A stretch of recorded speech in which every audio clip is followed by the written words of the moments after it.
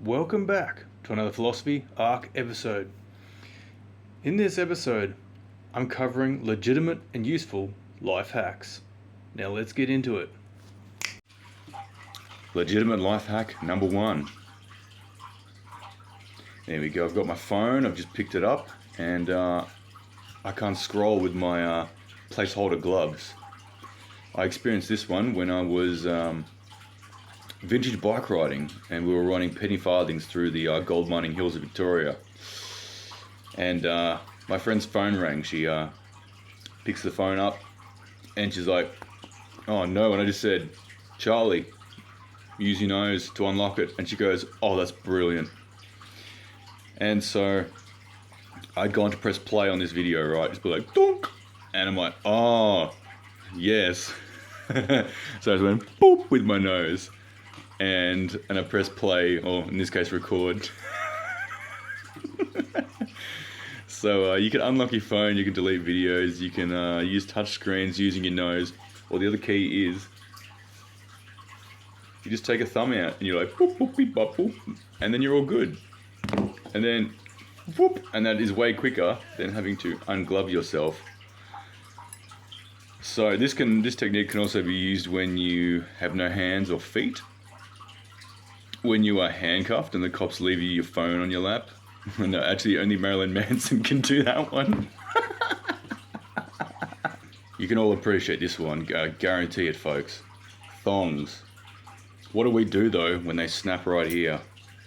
When this little rubber doowacky, gone. I experienced this when I was rafting down the river on an inflatable tube. And each time I'd jump in the river, float down, I'd get out, I'd go up, I'd jump in again. I jumped in, I jumped down a ledge, I landed on a rock, and I went...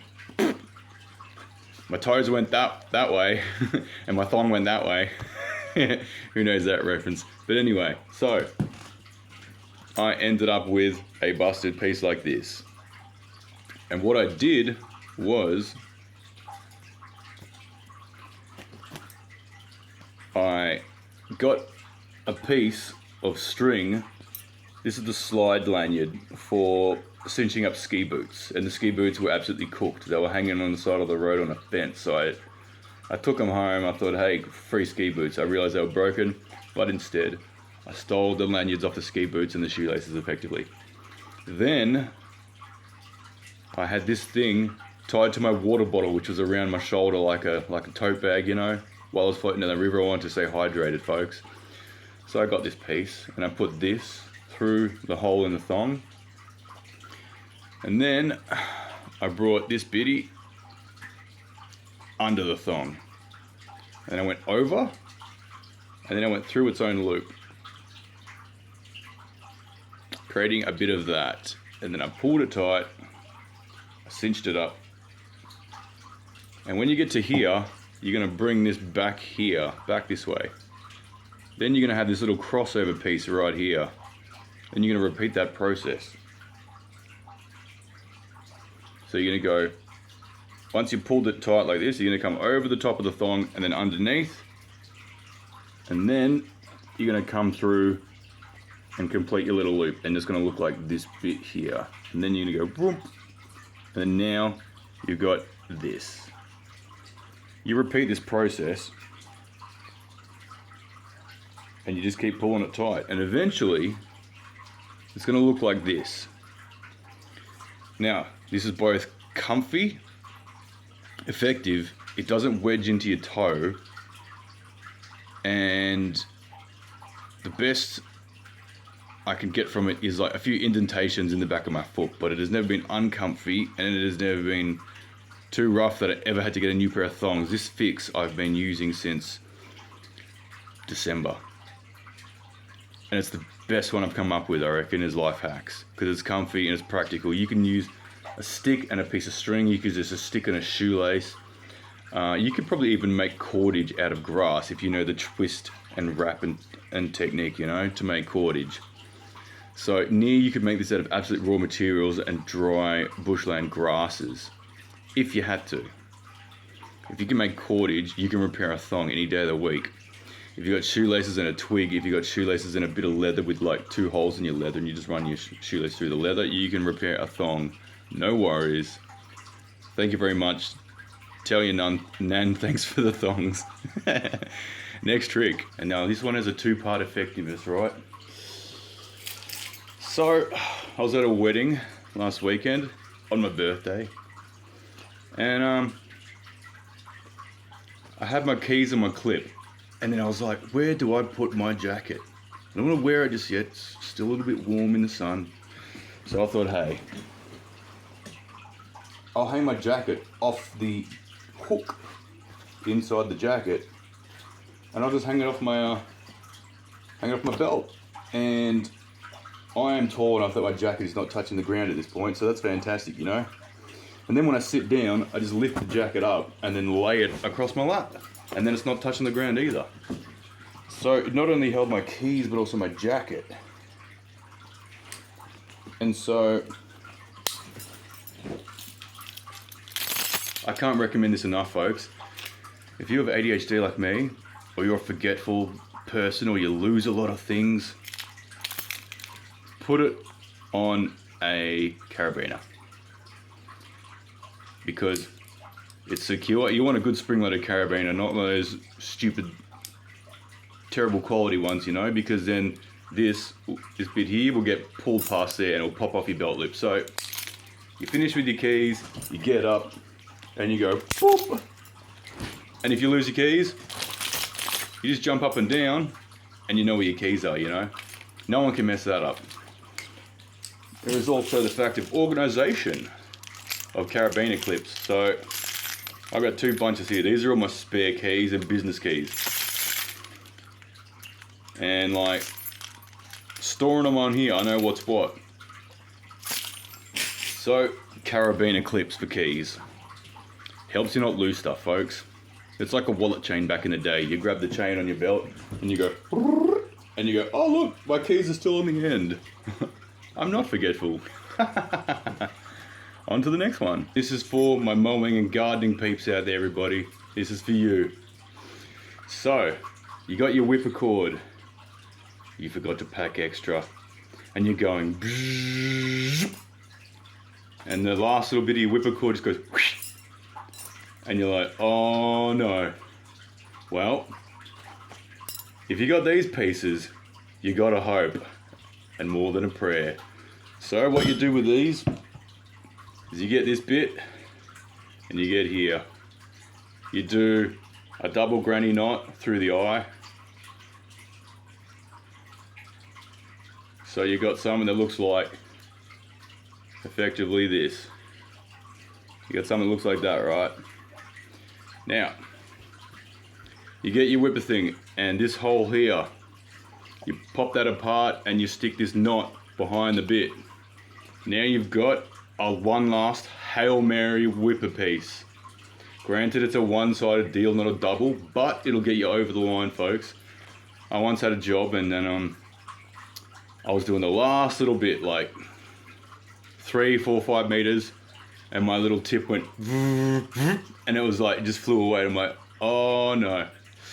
So what I did is I got that bit of whipper cord and the other two pieces in my boot, and I turned them into these and I whacked one in, and I got over the line. And then the next day when the hardware store opened, I bought more of that orange line. So save your whipper cord ends. If you think you're gonna need them, just have them in a little spot. You stash them in a trash spot in your car, you know? Because one day they will save your life when you're doing a job and you don't want to drive all the way back home to go get some more, or down to the hardware store the next day if you want to finish that job and you need a tiny little bit to get you over the line.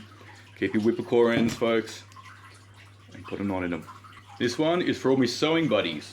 If you like sewing and sometimes you have a hole in your pants, you need to sew a patch on. So what you're going to do usually is you turn this piece inside out. You find the hole that you have. If it's wrinkled or creased, ironing it will make this step easier. Back in the day, they would pin the fabric in place with sewing pins.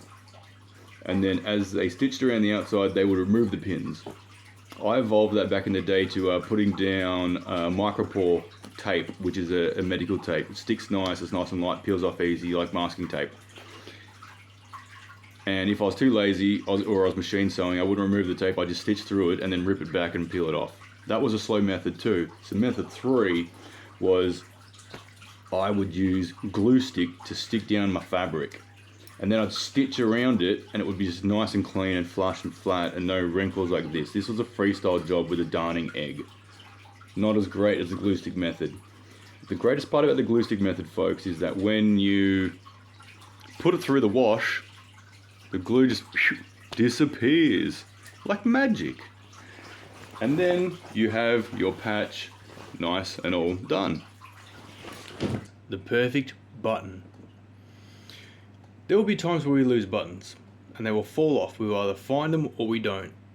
If we do, we bring them home. If we don't, we go to the op shop or buy a brand new pack of buttons in the same color. But anyway, we take a needle and thread. This is my placeholder thread and needle. We put the thread on the end, we tie a knot, and from the back of the object we come through with the start of the knot and we do a few passes. About 2 or 3 will do it. We then take our button and place it over the exit of our thread from this outer side. We then run the needle through the very first piece of the button. Then we run it back through on the opposite side or the same side depending on your style. We keep a bit of distance between the button and the fabric because then we take our cocktail skewer and we put it between the 2 pieces of thread. We then continue to stitch on the button, changing sides, before then going underneath the button but not through the fabric, of which then we wrap it around the button and the fabric in the between. We then take the thread through the back, underneath the fabric into the sleeve, as an example, and then we come back through, over the top again, and then we tie off a knot. We then, after tying our knot, come through the fabric one more time, without going through the button, and we give it a bit of a wiggle, so we can pull the knot through the fabric very carefully, and then snip the end of the fabric thread off. We then have a knot that is anchored and buried, and then finally we take out the toothpick and we have a bit of wiggle room. This ensures that our button will have enough spacing to go through the buttonhole quite comfortably. And that is the perfect button. This tip is that standard machine stitch buttons will eventually run a thread out the front. You will get a bit of nail polish, $2 super glue, whatnot, and give it a dab on the front of the button. This will stop the threads from running and give you a few more days out of your button before you need to worry about if it's going to fall off in the wash, you're going to lose it, or you need to pull it off and sew on a button with a toothpick. Laying things out the night before. I know a few people who do this. They lay their clothing out in the bathroom, ready to have a shower in the morning. There's no fuss, no muss, no worrying where your clothes are, no thinking about what you need to wear. You just get in the shower, have a scrub, step out, dry off, whack on your skins, you know. Laying things out is a very important thing because, as I've done here, laying out the keys, laying out the gloves, the phone for the prop, the whipper heads, you know, the toothpick for the sewing on the buttons. Lay things out the night before, folks, because when we lay things out, it makes that step a little bit easier and more organized. Because what's worse than having ADHD and being stressed and wondering, oh no, where's my keys? Jump, jump, jump. They're on my belt because I used a carabiner. So folks, if you want to take the stress out of life, lay it out the night before, or pack the car the night before, and in the morning, you'll be thanking your past self because there'll be that much less stress in your life. Less cortisol means more hair on your head, you know. This next technique is known as breaking the hiccups.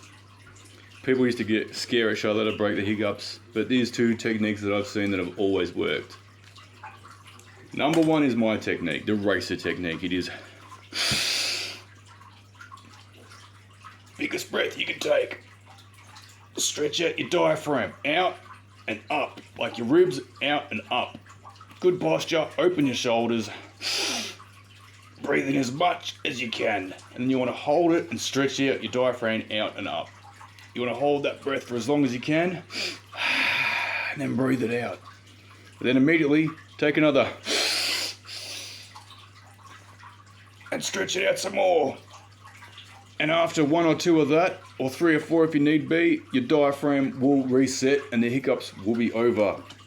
The other technique is the Japanese technique. It involves 2 chopsticks over a glass, and you're going to hold like that. You're going to take a sip from the opening facing towards you. Then you're going to change positions, and this is where it gets tricky. You're going to change positions like so. And then you're going to sip from each open side of the triangle that you've created. And then you keep moving around. And then when you've done a full rotation, you've been concentrating so hard on not dropping the chopsticks that effectively you've broken the hiccup with locked in concentration. And that's how you cure hiccups. And this one is for my cleaning aficionados. Welcome one and all my fellow cleaners. High five up in here. So, this is not really a hack, but more of a really good process. Top-down cleaning. That means strip the beds, linen make the beds. Then you got dust and stuff floating in the air, you know, bits of fibers of fabric, little bits of fluff. They start to settle. Then after making the beds, wipe all surfaces. Windex the mirrors first, then Windex the glass shower screens. Then surface spray the bench tops. With a new cloth, of course. No cross-contamination, folks. That's not how you get a 5-star cleaning business going. So your fresh cloth, the kitchen bench tops, then the microwave, then the fridge, and then any cupboard faces, then your bathroom sinks and bathroom bench tops, then the bathtub, and then finalize up on the toilet with toilet paper, because you can flush that then, and it ensures you get a good clean finish, no hairs left by any of the surface on the cloth. Then dust any other surfaces. The dust will still be. Then vacuum. Make sure your vacuum's thorough, folks, because as I do, there's no hairs on my workplaces, and my clients and guests never find a hair. And that's why I have the 5-star pockets guarantee. And then the final is the mop, the last part of the lower surface. And after that, carefully step out that door, lock up, let the client know you've done a good job, and head home. And that is top-down cleaning. Kitchen paper towels. These can cost anywhere between 99 cents, $2, $3, $6. You can get them cheaply, is what I'm saying.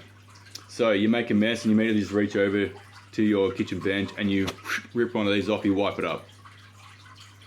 No problem. And if it doesn't have cleaning products in it, and it is winter, I chuck it in my cardboard box and let it dry, and then use it to start the fire to keep me warm in winter. Otherwise, in the bin or into the compost. And the worms and the snails love cardboard and paper for some reason, so let them eat it. Microwave steaming. A long time ago, I was doing dumplings, and I thought there's got to be a quicker way just to steam them, you know, steamed dumplings. It was a long day, and I just thought, I can't be bothered. So I got a plastic bag that I had my fruit and veg in or something, you know. I put my dumplings in a ceramic bowl. I put that bowl inside of the plastic bag. I put the plastic bag closing underneath the bowl, set it in the microwave for 2.5 minutes. Doesn't matter, frozen or thawed dumplings, and you just, then you just slide it out of the bag. Don't burn your fingers though, it gets pretty hot.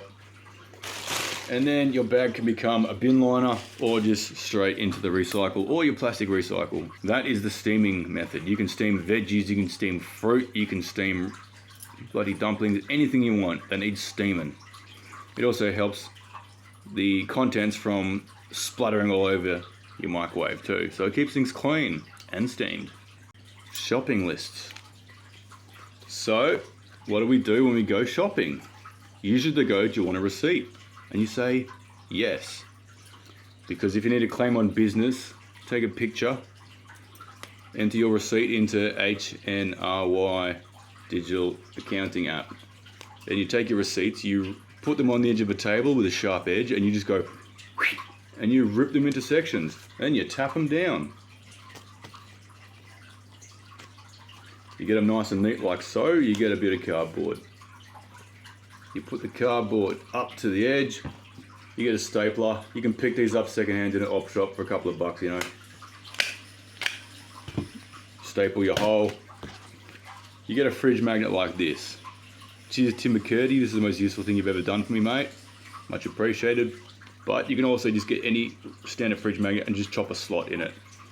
Then you're gonna, and there you go. There is your shopping listing, and you just rip one off as you need it. Put your finger on the staple and tear away, folks. That is how you save yourself a bit of recycling, a bit of time, a bit of money, and you don't need to acquire notepads from the post office, you know. And this one's a good one for anywhere, for anything, anytime. This is called the empty-handed rule, and a good mate of mine taught me this. Ginger bro, if you're watching, this one's for you. On the building site, he had an experience and a thought. Why go empty-handed? So every time he was doing anything, he was going back to the truck, he was going to the bathroom past the truck. He was walking tools back to the truck to drop them off. Never go empty-handed. So if you can, bring something back with you. If you're upstairs, put a bowl in the upstairs area of your house, like a metal bowl, any kind of bowl. You put stuff on it and you go, that's the bowl going downstairs. Then downstairs you have the bowl going upstairs. So that when you're upstairs or downstairs, you're not empty-handed. It saves time, it saves money. In fact, it makes money on the workplace. Not going around empty-handed is not wasting time, meaning you're making money on that used time. Also prevents like big cleanups at the end of a job and having to go backwards and forwards. If you're just periodically getting stuff when you need it, or premeditatingly needing it, and putting stuff away when you're done with it. That is the empty-handed method. So thank you, Ginger bro. Cheers, buddy. You taught me something that day, and I'll always remember that fondly and well. The 2-minute rule. If we don't want to do something against our will, usually it's procrastination, you know? The mechanical thing that keeps us alive. If we don't leave the cave, folks, we don't die. So the 2-minute rule is give it a go for 2 minutes, and if you still don't like it, stop. Turn around, go home. But at least give it 2 minutes, folks, because most of the time we will find in life that if we give something 2 minutes, we get into the flow, we start to enjoy it, we're already there, we've already turned up, because half the trouble is turning up. And usually after 2 minutes, 9 out of 10 times, we'll just keep going until it's completion. So don't forget the 2-minute rule. Number 13, and this involves mobile phones again, which is something we can all get behind, and we do get behind. You got your phone, you just got home, you've got it out of your pocket, you've been building, you've been working, you've been doing something, you've been crawling around in the dirt. Who knows? You pull it out of your pocket, you blow the port out. God, the phone just turned on after 5 years. Anyway, you blow the port out and then you plug it in. Now, the reason I blow my phone ports out and plug things into them is because I've noticed on occasion that a stick or a piece of leaf or dust or pocket fluff, lint, will get stuck in the phone port, and it makes it rammed in further and further and deeper. Sometimes you can break the port, you can break the phone, you can break the charging cord, or you can just jam it in and ram it in, and then the contacts are not proper. The phone won't charge, or you think your phone's broken, you're losing your mind, and you're like, ah, no, everything's imploding. But blow out your ports before you plug them in. If it was good enough for the Nintendo Entertainment System and console cartridge game era to blow out your contact points, well, damn well good enough for us now, folks. Carry a pair of earplugs in your car. For me, it's my center console, and whenever I need them, I know where they are. Protect your hearing, folks, because I didn't once upon a time, and 4.5 years hospitality destroyed a lot of my middle hearing, and the ringing at night when I go to bed sometimes sends me insane. So remember, plug up and protect yourself. Carry a pair of polarized sunglasses in the car. You never know when you need eye protection. Or keeping the sun glare out of your face while you're driving into the sunset like in the movies. Protect your eyes, folks, because the human eyeball takes in 10% more ultraviolet light and gets damaged that much quicker than standard skin anywhere else in the body. But also less crow's feet with you when you got sunglasses on, you know. And this is one I just experienced right very now. My phone just went donk. Your phone is full. You can't record any longer. And I thought, darn. So create a folder, give it a date range, give it a year number, and plug your phone in. And if it's Android, go to transfer files, open the phone on the computer or laptop, whatever. Go to DCIM, go to camera, grab all your stuff, dump it onto your computer, and do a backup. Or better yet, just move it onto your computer. It will keep your phone clear, running fast, running smooth.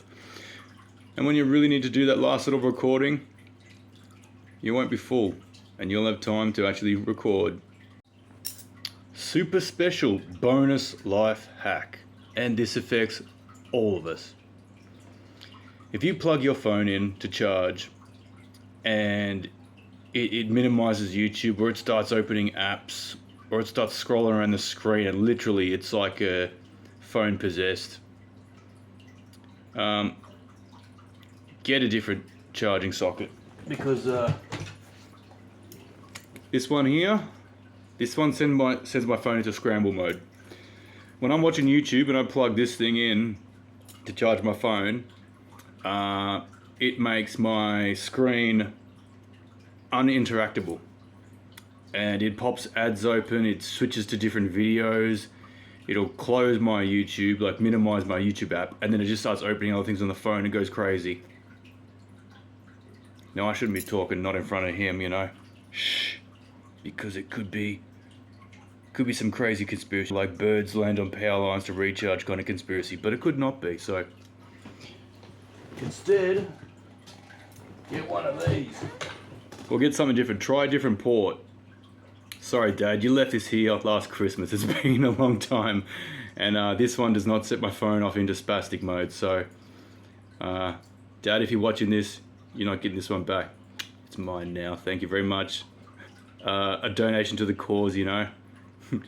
Communism. This is ours.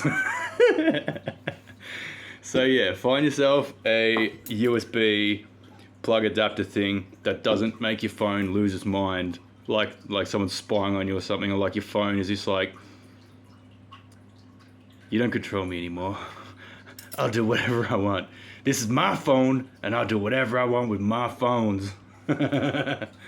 Anyway, that's how you prevent phone glitches, or better yet, like factory reset your phone every year, which I haven't done. Shame on me. Bad dog. Or it could also be the screen protector. Your tempered glass screen protector is glitching out. Anyway, there will be probably an episode on the Phill-osophy Arc of conspiracies, and really funny ones, for entertainment purposes only, not paranoia purposes. Anyway, this has been a fun episode of Life Hacks. I hope you found some of them useful, informative, enjoyable, eye-opening, whatever. This is Phill-osophy Arc. Catch you later. Hey, future racer here. If you're finding the Phill-osophy Arc series inspirational, educational, entertaining, humorous, or it's giving you a little smile, think about liking and subscribing. If you have a family member, loved one, or friend who you think could equally benefit from this series, think about sharing it with them.